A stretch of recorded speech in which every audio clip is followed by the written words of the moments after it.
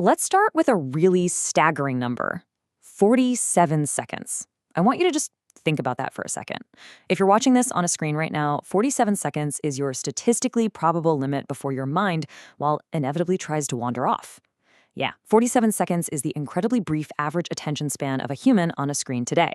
It's barely enough time to read a single paragraph before you feel that familiar phantom urge to open a new tab or check your phone.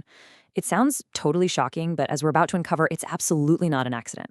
So, welcome to this explainer. Today, we're going to investigate the crime of our stolen attention. We'll break down the neurobiology that makes it happen, look at the very real cognitive costs dragging down your daily performance, and most importantly, walk through some practical, evidence-based steps to actually take your mind back. Here's our roadmap for today. We'll be covering the 47-second attention crisis, the neurobiology of scrolling, the cost of task switching, the phone brain drain, and, finally, the 7-day reset protocol. All right, Section 1, the 47-second attention crisis, the scene of the crime. Let's see exactly how our ability to focus has deteriorated. Research from UC Irvine's Gloria Mark reveals a truly alarming trend. Back in 2004, which wasn't even that long ago, really, researchers found that we averaged 2.5 minutes of uninterrupted focus on a single screen. 2.5 minutes. That gave us time to actually process a complex thought. But today, that number has completely plummeted to a mere 47 seconds. Just think about the implications of that drop.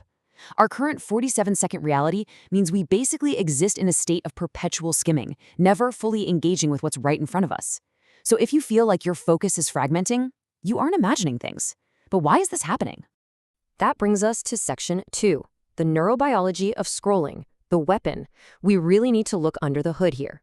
See, your brain has an executive attention network that basically runs on dopamine, and it has this fundamental vulnerability known as reward prediction errors. Basically, a reward prediction error is the gap between what you expected to happen and what actually happened. Think of it kind of like getting your regular expected paycheck versus finding a crisp $20 bill in your old winter coat.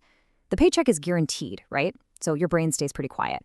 But that unexpected $20, boom, that's a reward prediction error. It's a total surprise, and it triggers a massive, thrilling hit of dopamine. Your brain honestly doesn't care much about guaranteed outcomes. It pays maximum attention to unpredictable surprises. When you compare expected rewards to unpredictable ones, the genius, and honestly, the terror of modern app design becomes super clear. I mean, when you pull down to refresh your social media feed, you literally never know what you're going to find. Are you going to see a bunch of likes, a terrible news story, a hilarious video, or maybe just nothing at all? That unpredictability feels exactly like pulling a slot machine lever. By keeping the outcome randomized, these apps keep your dopamine system in this constant, highly addictive state of thrilling anticipation. And this brings us to a really chilling reality of the modern attention economy. Former Google design ethicist Tristan Harris hit the nail on the head when he called this a race to the bottom of the brainstem.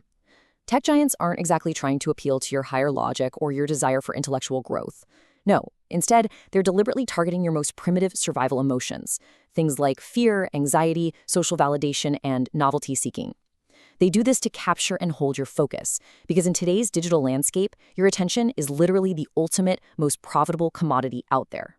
So how do they trap us? They use highly engineered features designed to totally bypass conscious choice. Take infinite scrolling, for example. It completely removes natural stopping cues, like reaching the bottom of a page or the end of a chapter. So your brain never actually gets the environmental signal to stop and ask, hey, should I move on to something else now? Then you have intermittent variable reinforcement, which is that slot machine effect keeping you guessing.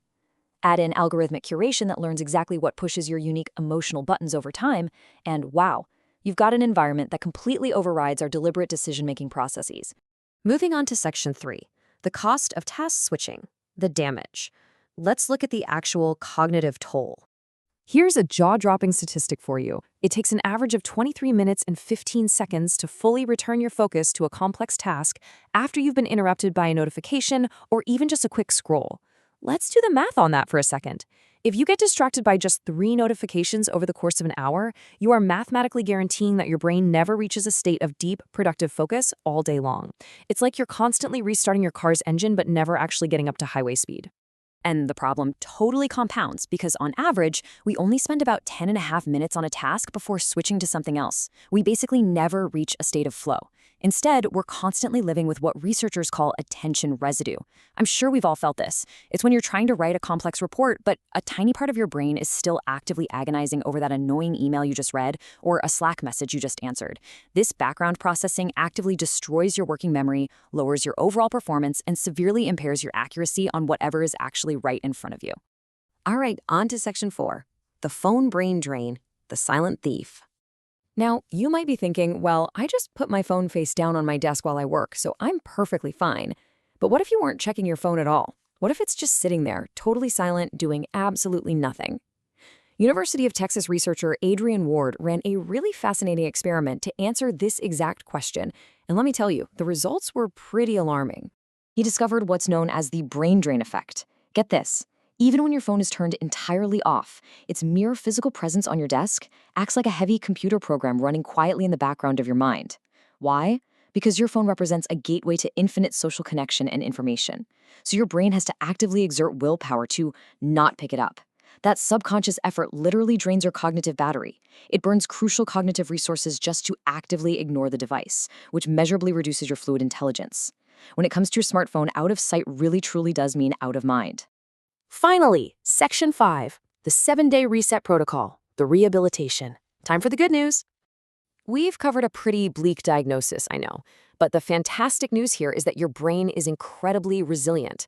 A recent study highlighted in the Harvard Gazette showed that a simple 1-week social media detox resulted in massive, rapid improvements across the board. Participants saw a nearly 25% drop in depression symptoms, a 16% drop in anxiety, and notably a 14.5% drop in insomnia. The most incredible part? These massive improvements didn't take months and months of therapy. They happened in just 7 days. Your neurobiology fundamentally wants to heal if we just give it the space to do so. Now, what's really encouraging about this research is that complete permanent abstinence isn't always necessary. Honestly, for most of us, it isn't practical anyway. The ultimate goal is personalized and intentional digital use. We aren't asking you to throw your phone in a river and become a monk.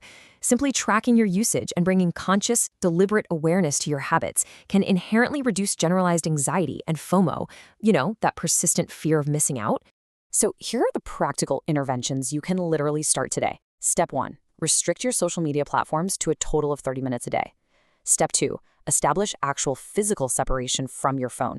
Literally put it in another room when you need to do deep work. That totally defeats that brain drain effect we just talked about.